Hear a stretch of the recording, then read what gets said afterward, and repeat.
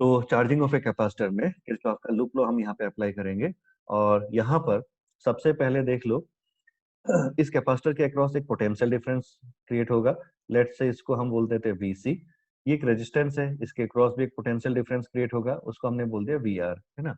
और अपना जैसे हमने पोटेंशियल डिफरेंस का जो हमने लॉजिक पढ़ रखा है, उसको अगर रिप्रेजेंट करें तो हम ऐसा लिख सकते हैं V is equal to battery का जो पोटेंशियल डिफरेंस है, that V is equal to VC plus VR, है ना। ये रिलेशन है ना, याद आ गया होगा तुम लोग को, है ना। इसी तरह से हम लोग लिखते थे। या इसी को अगर आप रीअरेंज करके लिखे तो V, है ना, minus VC minus VR is equal to 0। कौन सा लॉ दिख रहा है अभी?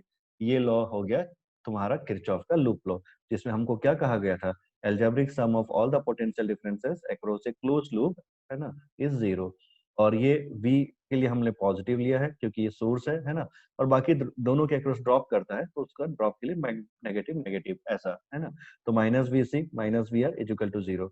अब इनके रेस्पेक्टिव वैल्यू बिठाओ, है ना। रेस्पेक्टिव वैल्यू बिठाओ, है ना। जैसे मान लो जिस वक्त हम एनालाइज कर रहे हैं उस वक्त सर्किट में करंट आई था, ठीक है। जिस वक्त हम एनालाइज कर रहे हैं उस वक्त करंट आई था, और कैपेसिटर के बैटरी में क्यू चार्ज स्टोर हो गया था, ठीक है। कैपेसिटर के एक प्लेट में क्यू चार्ज स्टोर हो गया था। तो फॉर्मूला के अकॉर्डिंग बी माइनस बीसी, है ना, क्या लिखोगे, Q upon C. Potential drop across capacitor का जो फॉर्मूला होता था वो होता था V is equal to Q upon C, है ना। फिर रेजिस्टेंस के लिए होता था आई आर, तो minus I R is equal to 0, ठीक है। ये रिलेशन।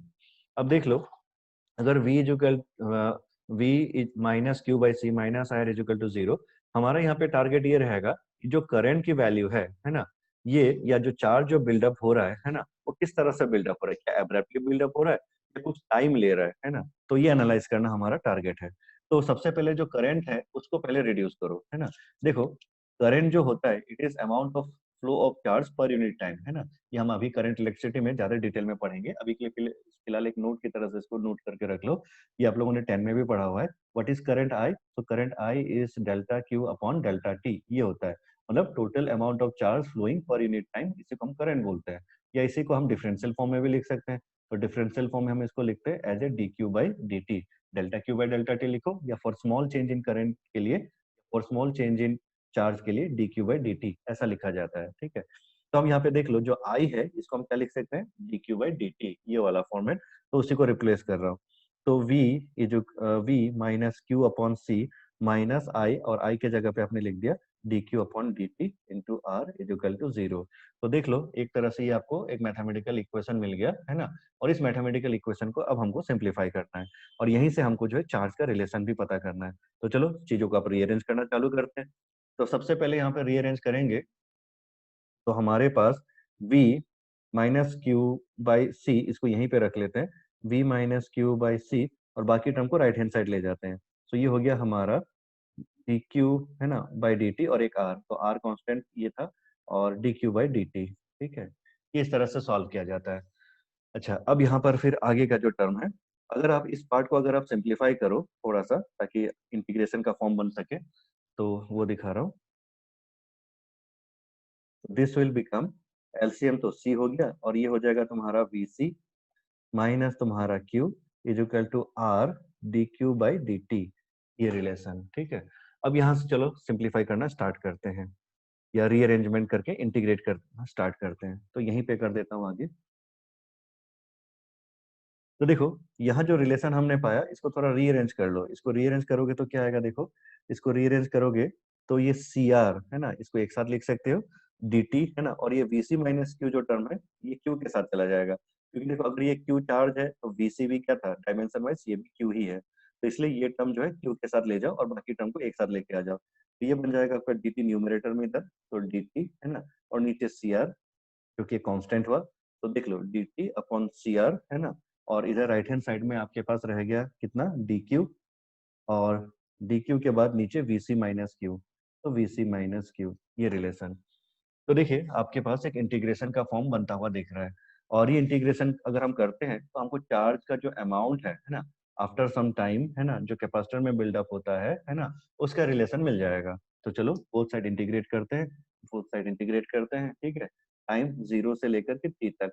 और टाइम जब 0 से लेके t लिया है ना, तो अब इनिशियल चार्ज भी देना पड़ेगा। तो टाइम 0 जब था, तो what is the initial charge on capacitor, वो भी 0 था।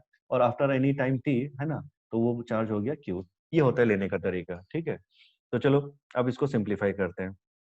तो देखो, सी आर, सी तो कांस्टेंट था, रेजिस्टेंस भी कांस्टेंट है, तो ये दोनों कांस्टेंट हो गया और ये बाहर कर दो, और dt का इंटीग्रेशन तो t आ जाएगा, यानी कि ये, और लिमिट भी बिठाओगे तो 0 से t, तो t ही रह जाएगा।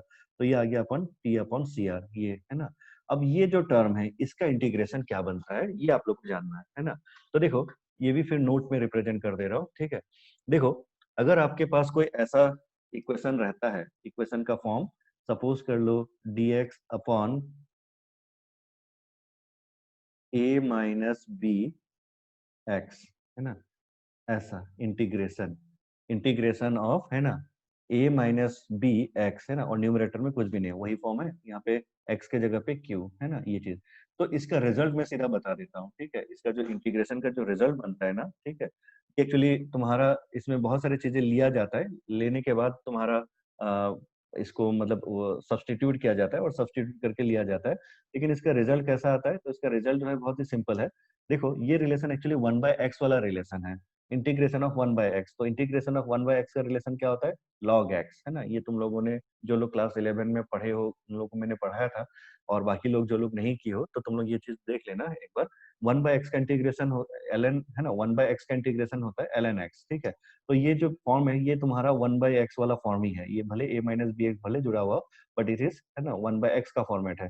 तो 1/x का इंटीग्रेशन क्या हो जाएगा, ln x, ठीक है। यानी कि ये पूरा पूरा अगर x कंसिडर करोगे, तो ln, है ना, यानी कि नेचुरल लॉगरिथम, है ना, और a माइनस बी एक्स, ये चीज आएगा तुम्हारा, ठीक है। लेकिन अगर इस तरह से एक माइनस बी टर्म अगर जुड़ा हुआ रहता है, मतलब एक कांस्टेंट रहता है, तो टर्म माइनस बी जो है वो नीचे आ जाएगा तुम्हारा, माइनस बी पूरा पूरा, ठीक है, इस तरह से। और फिर लिमिट्स लगाते हैं, और लिमिट जब लगाएंगे, तो जैसे लिमिट्स के लिए यहाँ पर a से b बोल देता हूँ, या कुछ हाँ ठीक है, चलो a से, स्मॉल a से लेके स्मॉल b, तो इसमें लिमिट लगाएंगे फिर फाइनली, है ना। और लिमिट कहाँ से कहाँ तक, a से b। ये फॉर्म होता है इंटीग्रेशन का, ठीक है। तो यहाँ पर देख लो, इसी को अगर हम यहाँ पे रिप्रेजेंट करेंगे, तो मेरा क्या बनने जा रहा है ये, तो VC माइनस क्यू के लिए हम लिखेंगे ln, ठीक है, VC माइनस क्यू। तो VC माइनस क्यू, है ना, होल डिवाइडेड बाय -1। देखो सामने यहाँ पर क्यू के सामने कुछ नहीं है, ऐसा नहीं है, इसके सामने क्या है, -1 है, तो नीचे एक -1 ये आ गया, है ना। और फिर लिमिट्स कहाँ से कहाँ तक, 0 से लेके क्यू तक, ये रहता है इंटीग्रेशन का। अब देख लो, ये -1 जो है यहाँ रखने के बजाय बेटर है इसको इसके साथ जोड़, मतलब इसके साथ मल्टीप्लाई कर दो, तो ये हो गया -t अपॉन सी आर। और अब बाकी के टर्म जो बचा, अब उसमें लिमिट की वैल्यू डाल दो, है ना। देखो यहाँ 0 का आप नेग्लेक्ट नहीं कर सकते, क्योंकि लॉग है ना। तो इसको अगर आप लिखोगे तो क्या बनेगा, एक बार अपर लिमिट q, है ना, और एक बार लोअर लिमिट में 0, है ना, मतलब q की वैल्यू एक बार q, और 0 की q की वैल्यू एक बार 0 डालोगे, तो क्या आएगा, तो ये ऐसा कुछ आएगा, देखो, ln VC माइनस क्यू, है ना, एक बार तो ये आ जाएगा। फिर उसके बाद ln, है ना, क्यू को 0 कर दोगे तो कितना रह जाएगा, VC, ये रह जाएगा। और फिर दोनों वैल्यूज को क्या करते थे, माइनस करते थे, है ना। ये चीज था लॉग का। तो अब देख लो, लॉग के फॉर्म में अपर लिमिट क्यू डाल दिया क्यू के जगह पे, है ना, तो VC माइनस क्यू, और एक बार क्यू को 0 कर दिया, लोअर लिमिट क्यू 0 था, है ना, तो 0 कर दिया, तो ओनली VC रह गया, तो ln VC ये। और इसमें लॉग के फॉर्म में जब नेगेटिव रहता है, तो तुम लोग को पता है ये न्यूमरेटर डिनोमिनेटर वाला फॉर्मेट आ जाता है। तो ये बन गया आपका -t upon C R equal to ln, है ना, VC minus Q upon VC, आ गया हमारा रिजल्ट फाइनली, है ना। तो ये रिलेशन आ जाता है। ये सारी चीजें थोड़ा बहुत तुम लोग को केमिस्ट्री में भी यूज करना पड़ता है। केमिस्ट्री में भी पता, शायद तुम लोग जब कुछ वो रेट ऑफ रिएक्शन वगैरह शायद वो सब में देखते हो, तो ऐसा टाइप का लॉग वुग आता है वहां पर भी। तो उसी टाइप का कंसेप्ट कुछ यहाँ पर भी है लॉग का। लेकिन अब देखो, हमको लॉग को हटाना है, हमको लॉग नहीं चाहिए, है ना। तो अगर लॉग को हटाना है तो क्या किया जाएगा, तो आपको फिर मैथ्स का एक और रूल सिखा देता हूँ। अगर ये रिलेशन होता है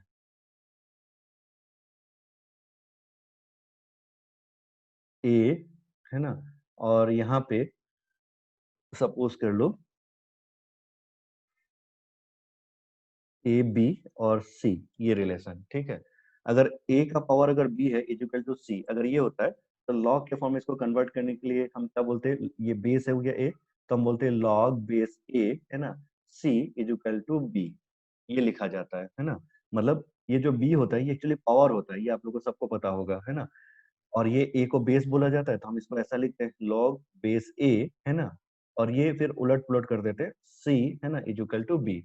और इसीलिए देख लो एक एग्जांपल के फॉर्म में, है ना, अगर हम ये टर्म को रिप्रेजेंट करें 10⁻², इज इक्वल टू क्या होता है 100, है ना, 10⁻² इज इक्वल टू 100।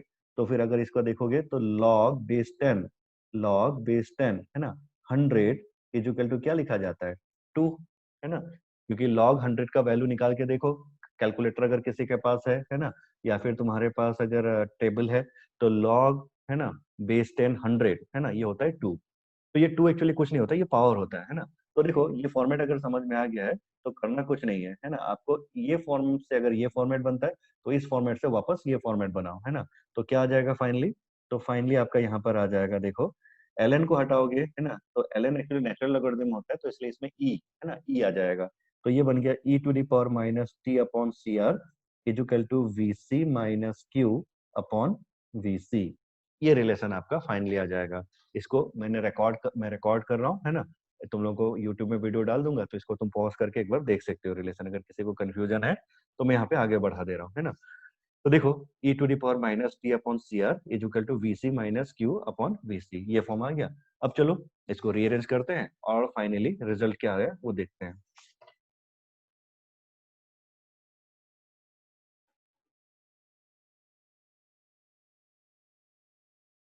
तो फाइनली हमारे पास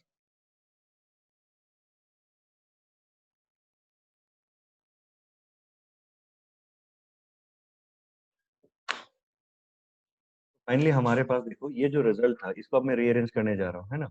तो ये VC जो है, ये नीचे न्यूमरेटर में डिनोमिनेटर में जो VC टर्म है, इसको मैं अगर इसके साथ मल्टीप्लाई कर दूं और रीअरेंज कर दूं, है ना, तो देखो ये कुछ ऐसा बनने जा रहा है VC e⁻⁻t/cr, है ना। तो इसको लिख देता हूँ यहाँ पर VC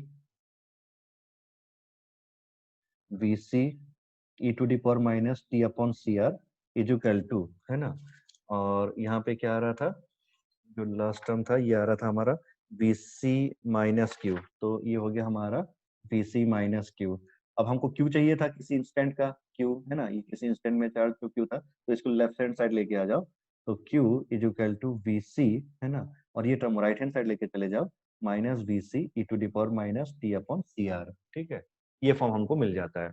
अब देखो यहाँ से अब थोड़ा सा, है ना, VC टर्म को कॉमन ले लेते हैं, तो VC कॉमन ले लिया तो ये बन गया तुम्हारा 1 माइनस e⁻⁻t/cr। तो देखो ये चीजें जो है ना मॉड्यूल में आप लोग को मिल जाएगी, या अगर स्टैंडर्ड एच वर्मा जैसे बुक में अगर देखोगे तो वहां भी ये चीजें हैं। तो मैंने ये चीज जो है थोड़ा सा तुम लोग को समझा दिया ये कैसे आता है, कई लोग यहाँ पे कंफ्यूजन होते हैं।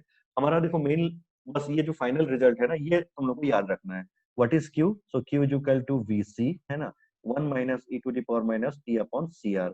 ये रिलेशन जो था ये आपको बस याद रखना है, ठीक है। ये चार्जिंग ऑफ ए कैपेसिटर का रिलेशन होता है।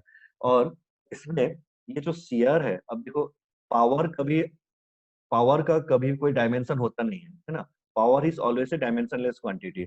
तो देखो यहाँ पे लेकिन पावर में टी है क्योंकि टाइम है ना, और नीचे सीआर है। तो देखो जो सीआर है ना इसका भी जो डायमेंशन है, इसको हम लोग बोलते हैं टाइम का ही डायमेंशन है, तभी तो ये तुम्हारा टाइम और नीचे वाला सीआर अगर टाइम डायमेंशन हम कंसिडर करेंगे तब ये कैंसिल हो जाएगा, है ना। तो इसके ऊपर ऑब्जेक्टिव क्वेश्चन तुम लोग का पहले पूछा जा चुका है ना, नीट में पूछा जा चुका है, एम्स में पूछा जा चुका है ना, what is the dimension of CR, ये बहुत पुराना क्वेश्चन था। तो इस तरह के, तो dimension of CR is actually तुम्हारा टाइम, है ना, तो ये टाइम का डायमेंशन लेगा, ठीक है, टी। तो फिर यहाँ पर फाइनली, है ना, टाइम कांस्टेंट जो है उसको टाउ से रिप्रेजेंट किया जाता है। और ये VC क्या चीज हुआ, देखो Q इक्वल टू CV, ये फॉर्म आ रहा है ना, यानी कि VC जो है ये एक्चुअली क्या चीज है, ये भी TQ ही है। ये कौन सा Q है, तो ये हो गया तुम्हारा मैक्सिमम चार्ज। तो इसलिए फाइनली इसको एक और फॉर्मूला के फॉर्म में ऐसा भी लिखते हैं, Q equal to Q0 1 minus e⁻⁻t upon tau, है ना। ये टाउ तुम्हारा टॉर्क वाला टाउ नहीं है, ठीक है, सेम सिंबल तो वही यूज किया जाता है, बट ये तुम्हारा जो है टाइम कांस्टेंट कहा जाता है। तो यहाँ पर सिंबल्स की मीनिंग लिख देता हूँ, टाउ क्या चीज है, it is CR and which is time constant, time constant, ठीक है। और क्यू नॉट क्या चीज है, तो क्यू नॉट है आपका VC या CV, है ना। तो ये हो गया मैक्सिमम चार्ज, मैक्सिमम चार्ज, ठीक है। तो चलो अब इसका ग्राफ देखते हैं, ठीक है। देखो ग्राफ प्लॉटिंग तो मैंने सबको सिखा रखा है। अब इसका सीधा जो ग्राफ जो बनता है उसी पे मैं फोकस कर रहा हूँ। इसका जो ग्राफ बनता है, एक्सपोनेंशियल ग्राफ जो बनेगा, उसके बाद फिर शिफ्टिंग विफ्टिंग होता है, उसके बाद हो करके आपका फिर माइनस भी है तो इन्वर्ट भी होता है, तो इसलिए जाकर के फाइनल जो ग्राफ है ना वो आपको ऐसा टाइप का दिखता है, ये फॉर्म दिखेगा आपका, ठीक है। और ये जो है आपका मैक्सिमम चार्ज क्यू नॉट जो कि सीवी, और ये किसी भी इंस्टेंट का क्यू, ये ग्राफ आपको देखने को मिलता है। तो ये ग्राफ था आपका चार्जिंग ऑफ ए कैपेसिटर, है ना, चार्जिंग ऑफ ए कैपेसिटर का ग्राफ। और ग्राफ रहता है चार्ज वर्सेस टी का। अब ये चीज मैंने ऐसा जो बनाया है ना, उससे तुम यहाँ पे क्रॉस वेरीफाई कर सकते हो। देखो तो देखो, अगर हम टाइम को जीरो ले ले, सबसे पहले देख लो, है ना, वैल्यू डाल के देख लो। टाइम को अगर मैं जीरो ले लेता हूँ, टाइम को अगर जीरो ले लो, तो ये पूरा टर्म कितना हो जाएगा, वन होगा। देखो, टाइम को अगर जीरो ले लोगे तो ये टर्म पूरा कितना हो गया, जीरो। और ई टू डी पर जीरो मतलब कितना हो गया, वन। और ई टू डी पर जीरो मतलब वन अगर है, तो यहाँ पहले से एक वन था, तो वन माइनस वन कितना हो गया, जीरो। यानी कि इनिशियल चार्ज क्या था, जीरो। सही है ना। तो देख लो, जब टाइम आपका जस्ट बिगिन हुआ था, at time t equal to zero, our charge in the capacitor is zero, है ना। और उसके बाद जब टाइम को आप इनफाइनाइट कर दो, टाइम को इनफाइनाइट कर दो, ये टाइम को इनफाइनाइट कर दो, तो अगर ये टाइम को इनफाइनाइट कर दो, तो देखो ये तो माइनस है तुम्हारा, तो क्या टाइप का रिलेशन बनेगा, है ना। तो इसको मैं नोट में दिखा रहा हूँ। देखो, अगर आपका ये फॉर्म को अगर देखोगे, one by E to the power T upon T R, है ना, यही रिलेशन है। E to the power minus T upon C R को हम ऐसे लिख सकते हैं, one upon E to the power T upon C R, क्योंकि माइनस पावर पावर में माइनस था तो उसको रेसिप्रोकल में कर दिया ये। अब बताओ, टाइम को हमको क्या लेने के लिए कहा गया, बहुत लार्ज, है ना, या बहुत लार्ज मतलब इन्फिनिटी बोल देता हूँ। तो अगर टाइम को अगर आप इनफाइनाइट ले लो, है ना, तो one upon E to the power time अगर इनफाइनाइट है, तो infinity divided by C R वो भी क्या हो जाएगा, इन्फिनिटी हो जाएगा।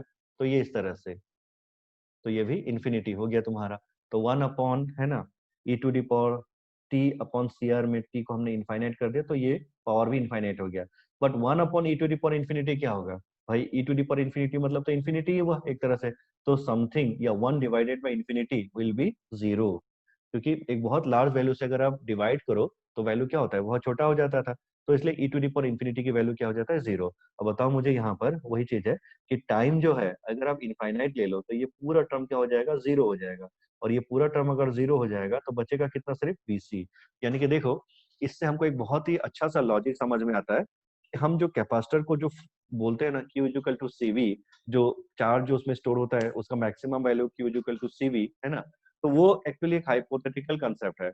मतलब एक आइडियल कैपेसिटर की बात अगर हम करें, तभी उसमें एक फुल चार्ज वो हो पाता है ना, क्यू इक्वल टू सीवी। लेकिन प्रैक्टिकली अगर तुम देखोगे, है ना, अगर एक रेजिस्टेंस लेकर के एनालाइज कर रहे हो, तो एक कैपेसिटर को फुल चार्ज होने के लिए एक्चुअली बहुत टाइम लग, मतलब बहुत इंफिनिटी तक टाइम जाएगा, है ना, ऐसा टाइप का है। तो इसीलिए ये जो ग्राफ है, ये आपको नोन, आपको आपको नॉलेज में रहना बहुत जरूरी है। मैक्सिमम चार्ज जो क्यू नॉट जो स्टोर करेगा, है ना, उसके लिए टाइम लिमिट क्या होना चाहिए, इन्फिनिटी होना चाहिए। तो ये आपके नॉलेज के लिए। और ये जो सी आर है, इसको हम बोलते हैं टाइम कांस्टेंट, है ना। और जैसे क्वेश्चन ऐसा भी रहता है, तुम लोग जो जेई वालों का है, ये पूरा पूरा आइडिया जो है थोड़ा सा जेई वालों के पॉइंट ऑफ व्यू से ज्यादा इंपॉर्टेंट है। इसमें वन टाइम कांस्टेंट में कितना चार्ज स्टोर हुआ, है ना, टू टाइम कांस्टेंट में कितना चार्ज स्टोर हुआ, है ना, ये सारे क्वेश्चंस रहते हैं तुम्हारा, है ना। तो देखो, इसमें मैं डाटा बता देता हूँ आपका। वन टाइम कांस्टेंट मतलब हो गया वन सी आर, है ना। टू टाइम कांस्टेंट मतलब हो गया two C R. Three time constant मतलब हो गया थ्री सी आर। तो देखो, वन टाइम कांस्टेंट में, है ना, ये जो टाउ जो है, जब आप सी और आर की वैल्यू डालोगे, तो जो भी वैल्यू आएगा, है ना, उसको हम वन टाइम कांस्टेंट बोलेंगे। और वो ये वन टाइम कांस्टेंट में जो है करीब करीब 60% या 67% के आसपास तुम्हारा ये चार्ज हो जाता है। तो ये टाउ, है ना, मतलब वन टाइम कांस्टेंट। तो वन टाइम कांस्टेंट में जो है करीब करीब 67% या 0.67 ऑफ क्यू नॉट, मैक्सिमम का इतना, है ना। और फिर उसके बाद अगर टू टाइम कांस्टेंट लेते हो, तो ये 80% के आसपास चार्ज हो जाता है। तो इसलिए टू टाउ, तो टू टाउ पे एक्चुअली ये वैल्यू आता है तुम्हारा 0.8 क्यू नॉट, ठीक है।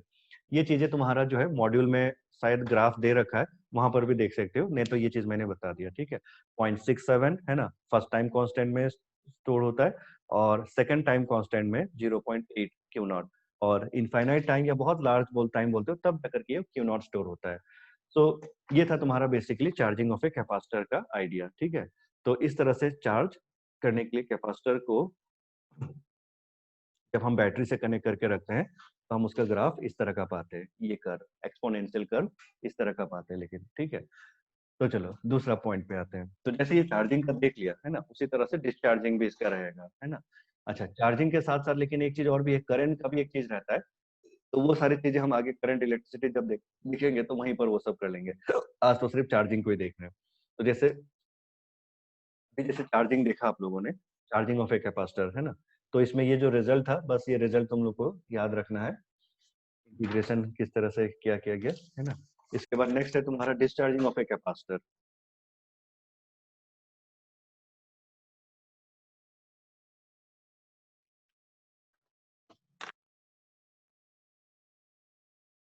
नेक्स्ट टॉपिक है डिस्चार्जिंग ऑफ ए कैपेसिटर।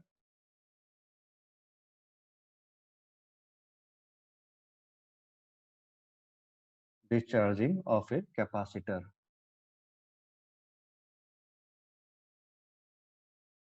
तो डिस्चार्ज करने के लिए हम क्या करेंगे, है ना। देखो डिस्चार्ज करने के लिए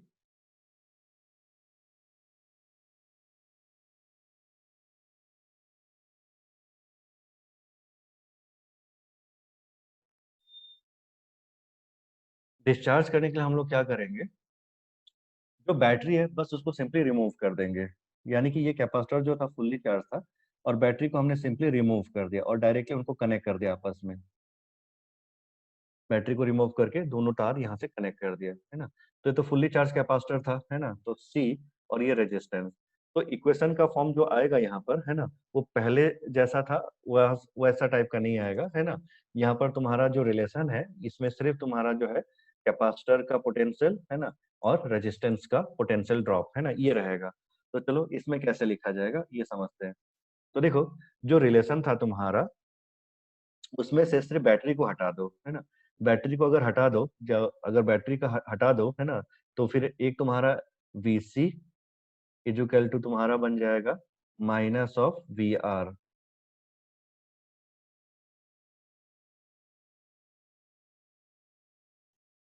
-VR, ये रिलेशन तुम्हारे पास। और ये जो रिलेशन है, ये कैसे ऐसा क्यों लिख रहा हूँ, है ना।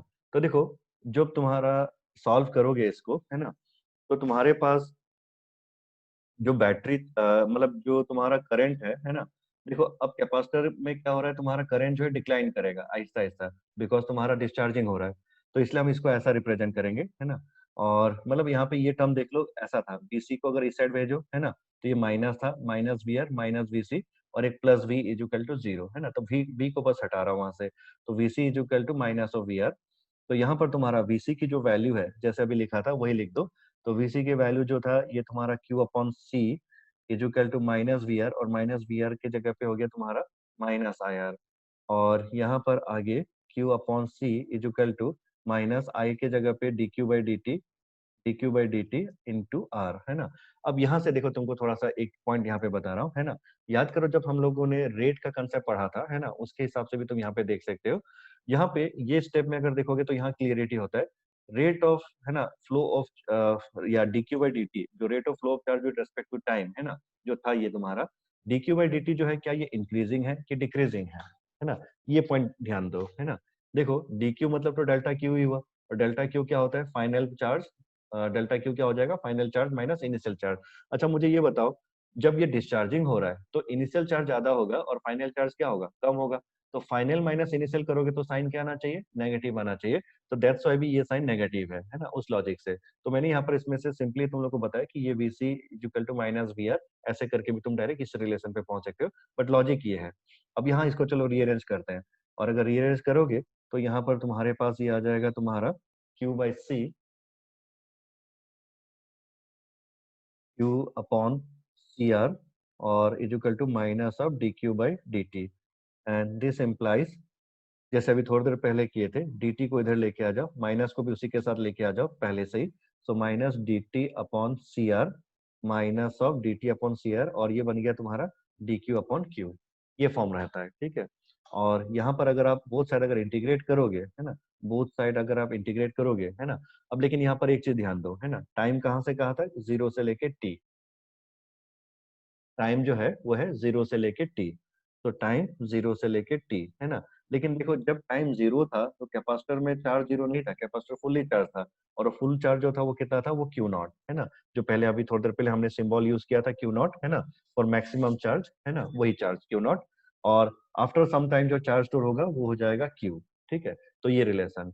तो इसके बाद तुम्हारा आगे का इंटीग्रेशन, dt का इंटीग्रेशन करोगे तो t आ जाएगा, और cr तो भाई कांस्टेंट था ही तुम्हारा, तो बाहर कर दो, है ना, और dt का इंटीग्रेशन सिंपली t, और लिमिट्स डालोगे तो वही t रह गया। तो दिस विल बी अगेन तुम्हारा minus of t upon C R equal to, है ना।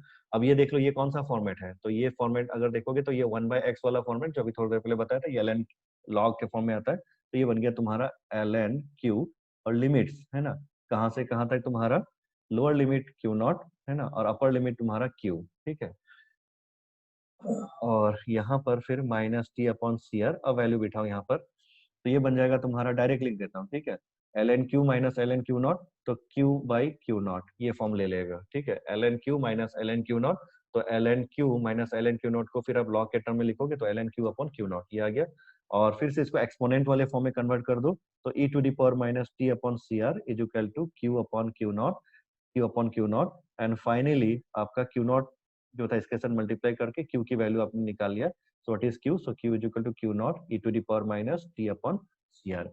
ये रिलेशन होता है तुम लोगों का। ठीक है, तो ये रिलेशन जो है बस आपको याद रखना है। तो ये इंटीग्रेशन तो बस मैंने समझा दिया कैसे किया जाता है, बट फाइनल रिजल्ट जो था चार्जिंग, जैसे चार्जिंग का देखा उसी तरह से डिस्चार्जिंग का भी है। ठीक है, अब इसमें चलो क्रॉस वेरीफाई करते हैं कि ये जो रिजल्ट हमने पाया कितना सही पा रहे हैं। ठीक है, तो सबसे पहले टाइम को चलो जीरो करो। ठीक है, टाइम को जीरो करो, तो जैसे टाइम को आप जीरो करोगे, है ना, देखो ये पूरा पूरा टर्म जीरो हो जाएगा, और ये पूरा पूरा टर्म अगर जीरो हो जाएगा तो चार्ज का वैल्यू कितना है, क्यू नॉट, सही है ना, क्योंकि कैपेसिटर हमारा क्या था, फुल्ली चार्ज था, है ना, कैपेसिटर जो था वो हमारा फुल्ली चार्ज था, तो फुल्ली चार्ज कैपेसिटर जो था अब चार्ज डेसिपेट कर रहा है, चार्ज छोड़ रहा है ना, चार्ज रिलीज कर रहा है, तो इसलिए वो आहिस्ता आहिस्ता रिड्यूस होगा। तो इनिशियल टाइम जब जीरो था तो उस वक्त आपका मैक्सिमम चार्ज, और फिर टाइम को चलो एक इमेजिन करके देखो फिर से क्या है, एकदम मैक्सिमम लार्ज टाइम ले लो, तो टाइम अगर बहुत लार्ज है यानी कि इनफाइनाइट है ऐसा ले लो, तो ये टर्म तुम्हारा क्या हो जाएगा, जो अभी थोड़ी देर पहले दिखाया था, टाइम अगर इनफाइनाइट ले लोगे तो ये टर्म तुम्हारा क्या आ जाएगा, जीरो आ जाएगा, तो जीरो इंटू क्यू नॉट क्या हो गया, जीरो। ठीक है, तो इसका ग्राफ जो होता है ये कैसा बनता है, तो ये मैं ऊपर यहीं पे दिखा दे रहा हूँ। तो इसका ग्राफ जो है, डिस्चार्जिंग का ग्राफ जो है, ये भी तुम्हारा एक्सपोनेंट वाला कर्व ही रहेगा, बट इस टाइप वाला ये फॉर्म रहेगा। तो यहाँ पे Q और यहाँ पे टाइम। अब इसमें फिर तुम्हारा याद रखने के लिए बहुत वैल्यू इजी है तुम्हारा, सी आर क्या चीज है, उसका टाइम कांस्टेंट है ना, तो और क्यू नॉट क्या था, क्यू नॉट वही सी वी इनिशियल जो वैल्यू आपने देख रखा है ना, वही चीज है, तो उसी के कंटिन्यूएशन में चल रहा है, तो इसलिए ध्यान रखना सी आर जो है वो टाउ से भी रिप्रेजेंट करते हैं। तो वन टाइम कांस्टेंट में कितना तुम्हारा जो है रिड्यूस होगा, है ना, कैपेसिटर का चार्ज कितना रिड्यूस होगा वन टाइम कांस्टेंट में और टू टाइम कांस्टेंट में, तो टाउ और ये टू टाउ, है ना। इसको याद रखना बहुत ही आसान है तुम्हारा, तुम अगर वैल्यू डाल के देखोगे, है ना, तो देखो जैसे यहाँ पर देखो ये जो ग्राफ दिखाया था, है ना, कि वन टाइम कांस्टेंट में 0.67 अगर स्टोर होता है ना, मतलब 67% स्टोर होता है, तो तुम्हारा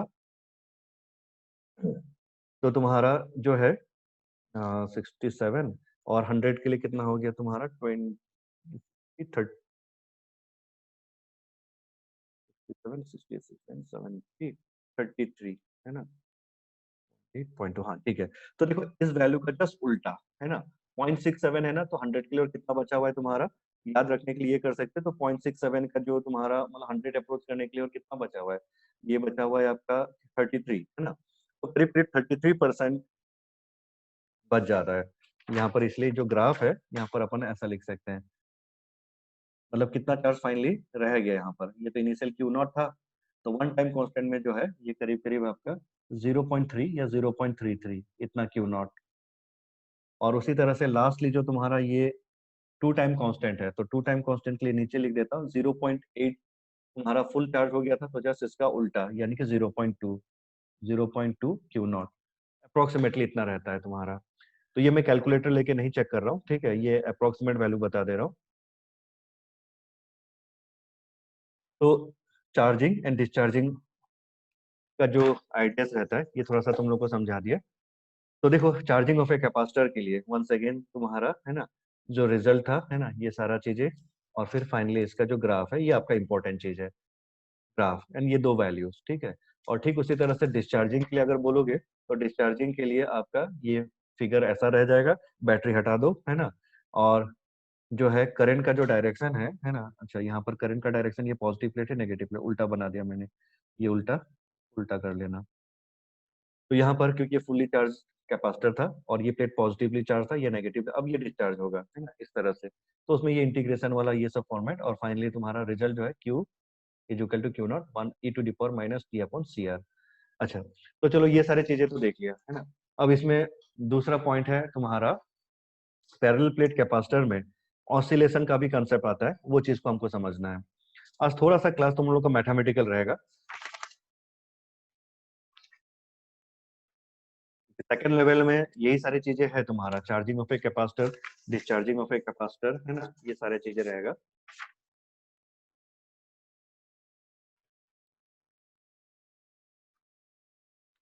नेक्स्ट तुम लोग अगर एच वर्मा अगर खोल के देखोगे तो एच वर्मा में तुमको कुछ इस तरह के क्वेश्चंस मिलते हैं।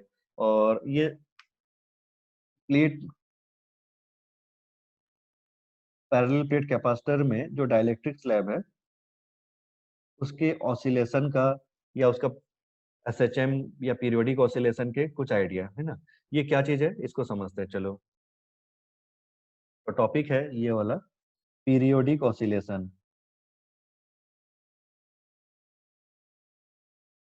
Periodic oscillation of dielectric slab.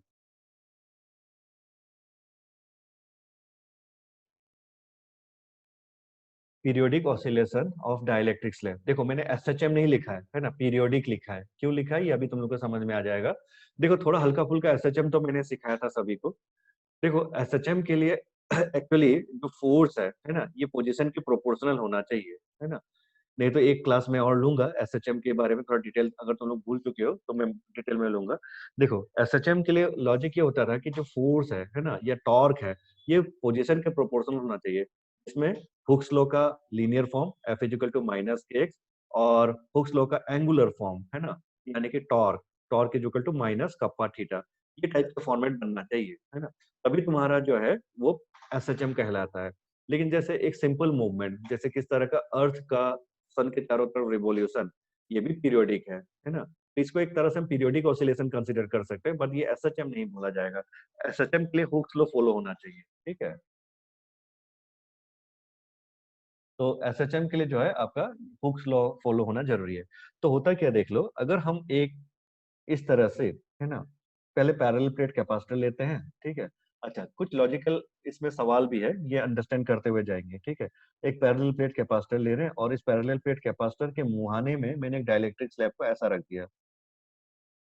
पहले कैपेसिटर को मैंने चार्ज किया, फुल्ली चार्ज कर दिया, और कैपेसिटर को फुल्ली चार्ज करने के बाद, ठीक है, एक dielectric slab having dielectric constant के इसके मुहाने पे मैंने रख दिया, इस तरह से, ठीक है। This is a fully charge capacitor, fully charge capacitor plus Q और नीचे माइनस क्यू। तो पहला सवाल तुम लोगों से है, ठीक है, तुम लोग कंसंट्रेट कर पा रहे हो ना। पहला सवाल ये है कि डाइलेक्ट्रिक स्लैब जो है वो तुम्हारा कैपेसिटर के अंदर जाएगा कि अपने जगह पे ही रहेगा।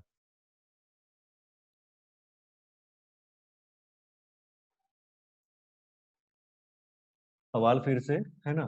देखो एक डाइलेक्ट्रिक स्लैब, है ना, जिसका डाइलेक्ट्रिक कांस्टेंट के था, अगर मैं उसको एक पैरेलल प्लेट कैपेसिटर के मुहाने पे, है ना, मुंह के सामने ऐसा टच, मतलब ऐसा रख देता हूँ बस, है ना, तो ये स्लैब, है ना, क्या अंदर खींचा चला जाएगा, है ना।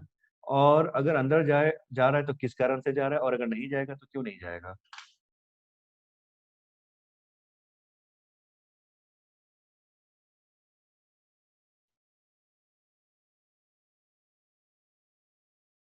डेविस,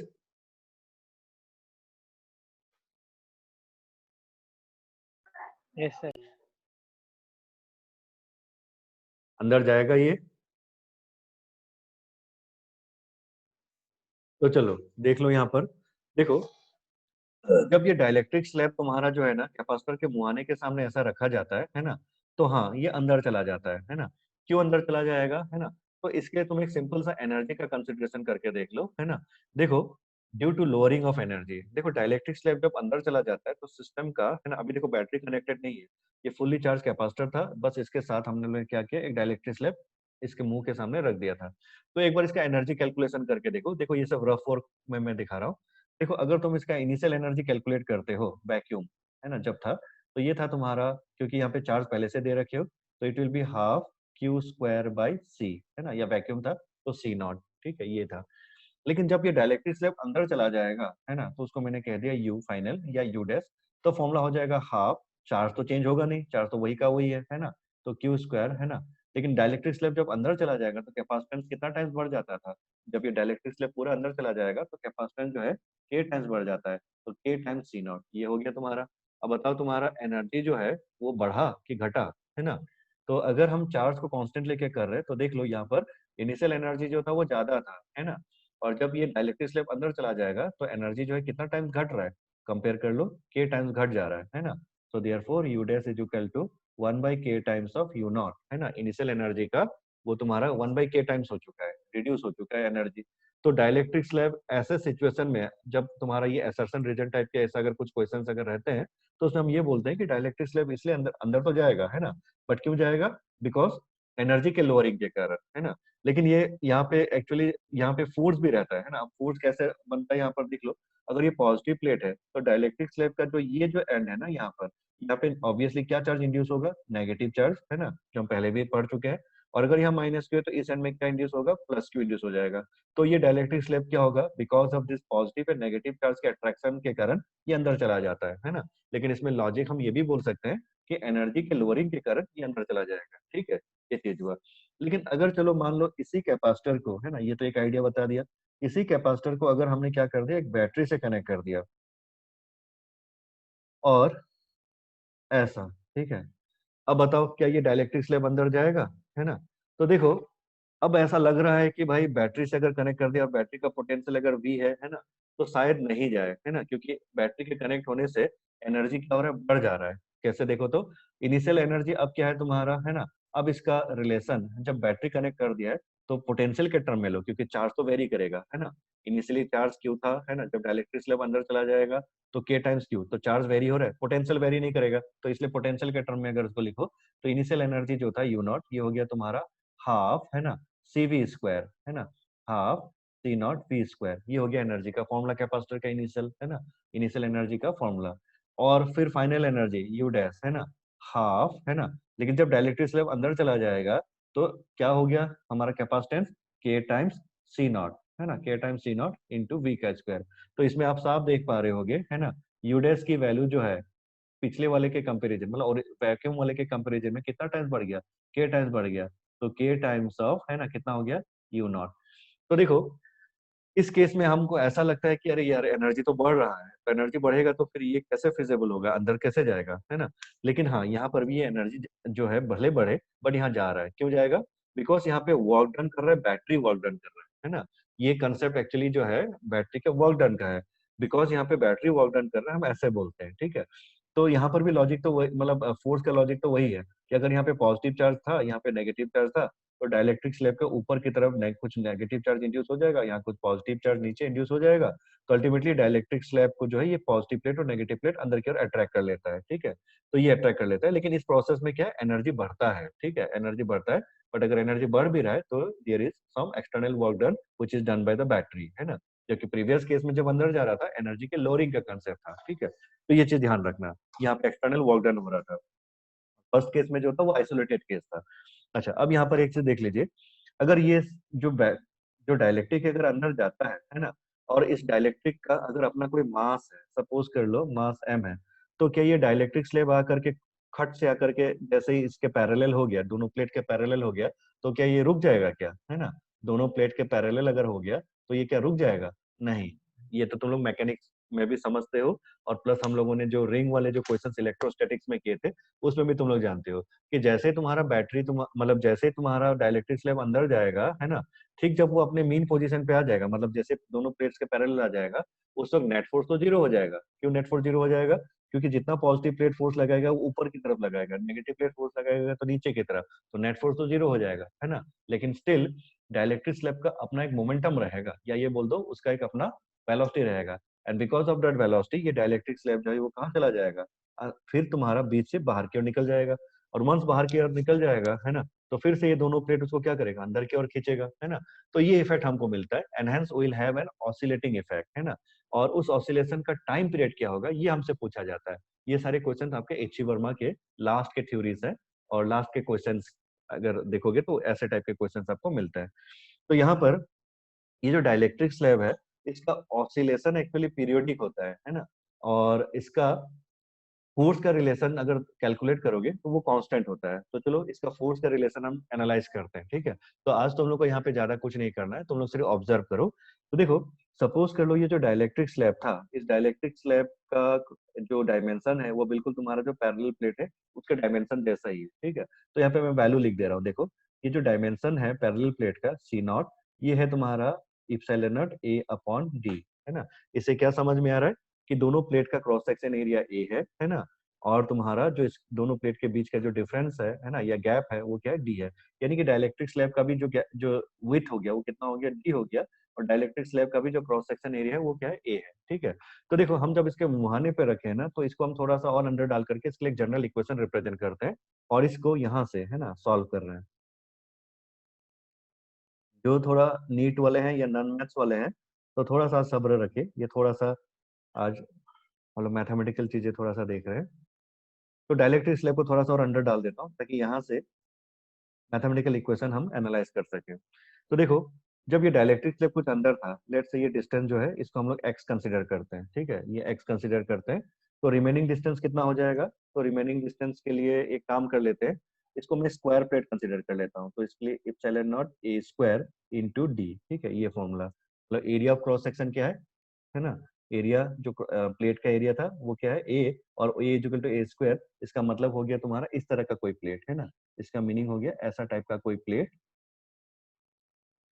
इस टाइप का कोई प्लेट जिसका लेंथ और ब्रेथ, है ना, दोनों क्या है, ए है, ठीक है। लेंथ और ब्रेथ दोनों ए है। तो ऐसा सिचुएशन में देख लो, ये डाइलेक्ट्रिक स्लैब का कुछ पोर्शन अभी अंदर है और कुछ पोर्शन बाहर है, ठीक है। तो इसको हम क्या कंसीडर कर सकते हैं, देखो इसको हम दो कैपेसिटर में के फॉर्म में कन्वर्ट कर सकते हैं। कैसा टाइप का, एक कैपेसिटर जो वैक्यूम वाला हो गया, और दूसरा कैपेसिटर जिसमें डाइलेक्ट्रिक भरा हुआ है, ऐसे। इस तरह से हम दो कैपेसिटर के फॉर्म में इसको हम कन्वर्ट कर सकते हैं। और दोनों कैपेसिटर के जो प्लेट्स है वो दोनों बैटरी से जुड़ा हुआ है, ऐसा एज्यूम कर सकते हैं, यानी कि this can be considered as parallel combination.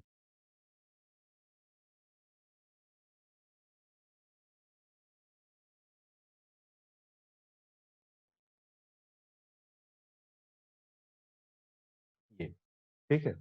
दूसरा वाला जो पोर्शन, ये जो पोर्शन ये तो बाहर है तुम्हारा, तो इसको छोड़ दो क्योंकि वो तो कोई कैपेसिटेंस में पार्टिसिपेट कर ही नहीं रहा है। तो इसलिए ये सिचुएशन आ रहा है हमारा, ठीक है। तो इस पे आप देख लीजिए, है ना, ये डाइलेक्ट्रिक स्लैब का डाइलेक्ट्रिक कांस्टेंट के, है ना, वो यहाँ पे पार्टिसिपेट कर रहा है। और अब बताओ चलो, है ना, किसका किसका एरिया क्या क्या होगा, है ना।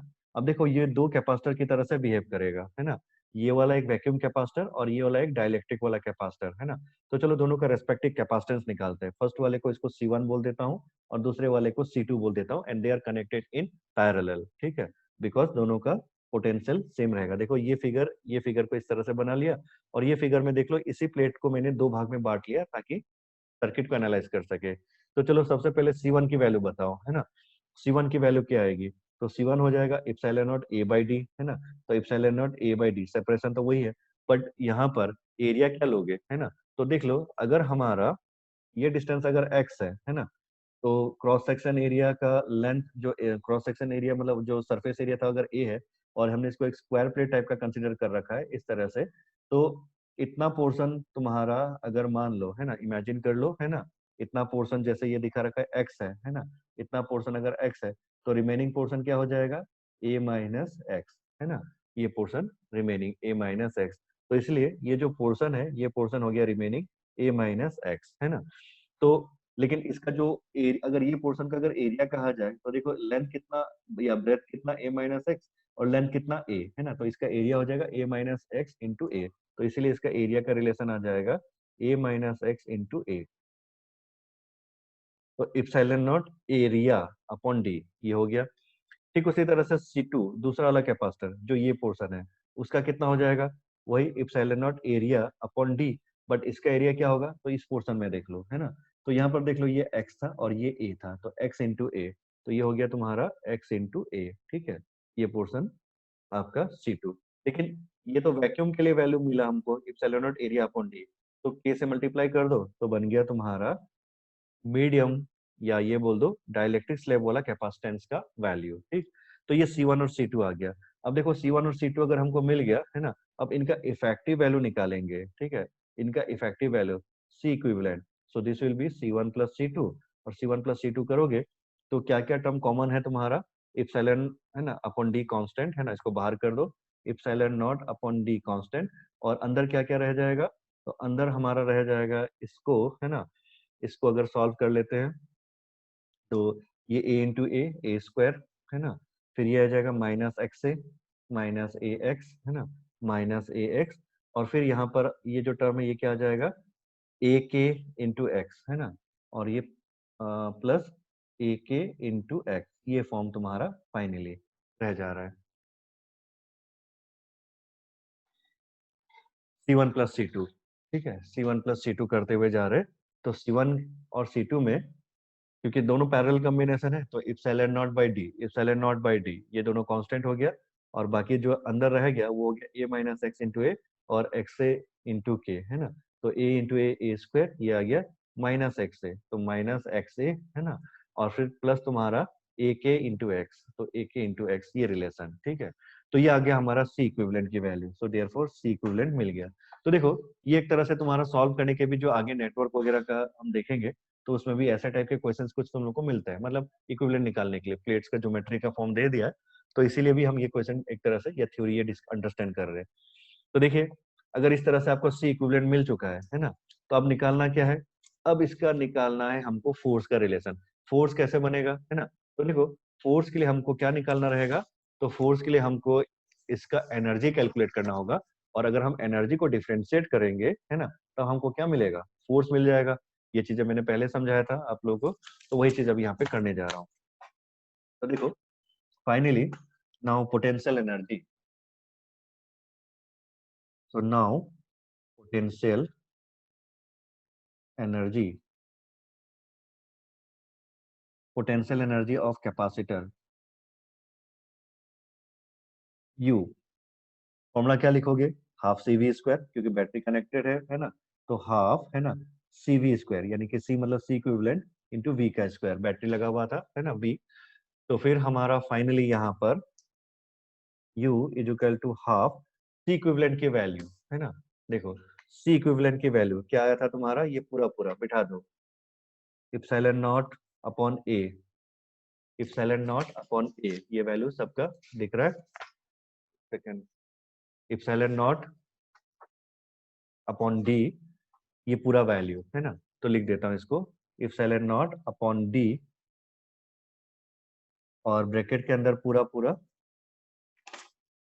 ए स्क्वायर माइनस ए एक्स माइनस सॉरी प्लस ए के एक्स, ये रिलेशन, ठीक है, थोड़ा सा बस बचा हुआ है।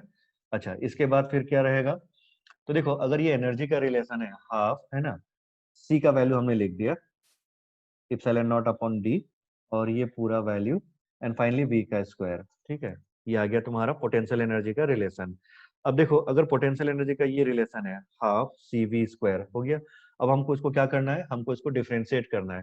अगर हम इसको डिफरेंशिएट करेंगे है ना, तो हमको क्या मिलता है, तो देखो पोटेंशियल एनर्जी को अगर डिफरेंशिएट करोगे तो आपको फोर्स मिलता है, कौन से रिलेशन से, एक बार यहाँ पर रिकॉल करके देखो, ये सब चीजें जो है मैंने बेसिक आप लोग को समझाया था। वर्क डन का रिलेशन क्या था, एफ डॉट डी है ना, या छोटा स्मॉल वर्क डन के लिए लिखेंगे तो d W is equal to F dot d x है ना, एफ डॉट डी एक्स, ये रिलेशन हमारा था डॉट प्रोडक्ट के फॉर्मेट में।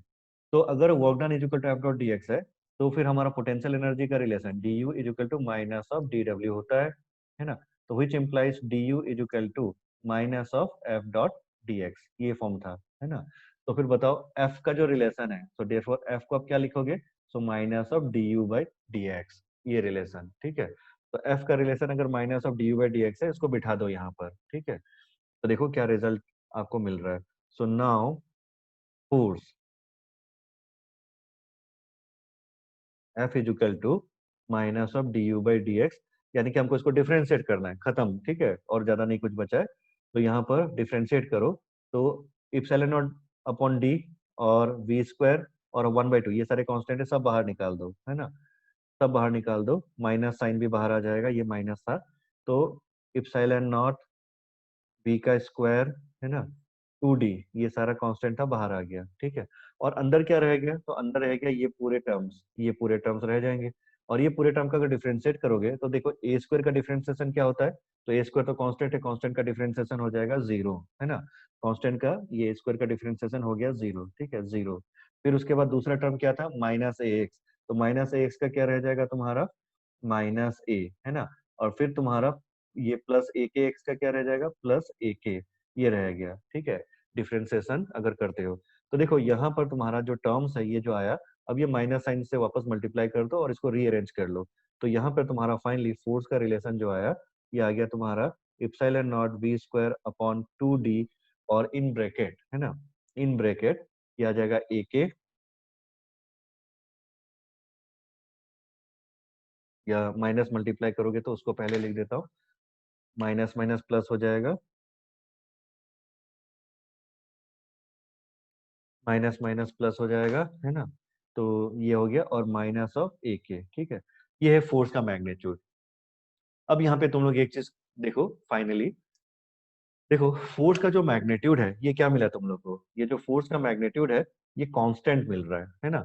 और अगर ये फोर्स का मैग्नीट्यूड जो है अगर ये कांस्टेंट मिल रहा है तो ये क्या इंप्लाई करता है, तो ये आपको ये इंप्लाई करता है जो हमारा यहाँ पर मोशन या जो ऑसिलेशन है वो किस तरह का होगा, वो पीरियोडिक होगा, है ना। तो दिस इम्प्लाइज कि जो बॉडी है या डाइलेक्ट्रिक है वो एक्चुअली उसका एक पीरियोडिक ऑसिलेशन होगा, ना कि सिंपल हार्मोनिक ऑसिलेशन, ठीक है। तो यहाँ तक ही मैं इसको रखूंगा, इसके आगे क्योंकि मैकेनिक्स वाला जो चीज है वो थोड़ा सा और लंबा खींच जाएगा, तो इसलिए मैं यहाँ तक इसको रख रहा हूँ। तो इतना फोर्स तक का जो रिलेशन है, क्योंकि यहाँ तक का तुमको एच वर्मा वगैरह के क्वेश्चन वगैरह सॉल्व करने के लिए हेल्प होता है। तो मैं इसको यहीं तक रखता हूँ आज, है ना। इसके आगे तुम लोग को और यहाँ पे नहीं दिखा रहा हूँ।